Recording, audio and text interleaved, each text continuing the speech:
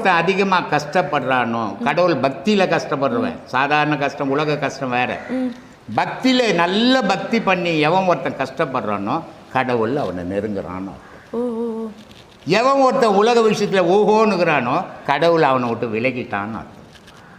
இது ரெண்டு புரிஞ்சுதுன்னா தான் உண்மை தெரியும், புரியாத உண்மை தெரியாதுமா. சிறப்பு சிறப்பு சுவாமி. இப்போ ஆன்மீக முன்னேற்றத்துக்கு அகிம்சை அவசியம் அப்படின்னா இந்த பலியெல்லாம் கொடுக்குறோமே அது தேவையா? இதை நான் ஏற்றுக்கிறதே கிடையாதுமா எப்பவுமே. ஏன்னா இந்த பலி கொடுத்து எப்போவாவது சாமி சாப்பிட்டுதா எங்கேயாவது? நம்ம தான் சமைச்சு சாப்பிடுவோம். பலி கொடுத்துட்டு நம்ம தான் சமைச்சு சாப்பிடுவோம். அப்புறம் நீ வீட்டில் கொடுத்துக்க பலி ஏன் கோயிலாண்ட போய் சாமி பேர் சொல்லி கொடுக்குற? இது என்னன்னா இவனுடைய மனசே ஒரு பிரமையை உண்டாக்கிக்கிறது.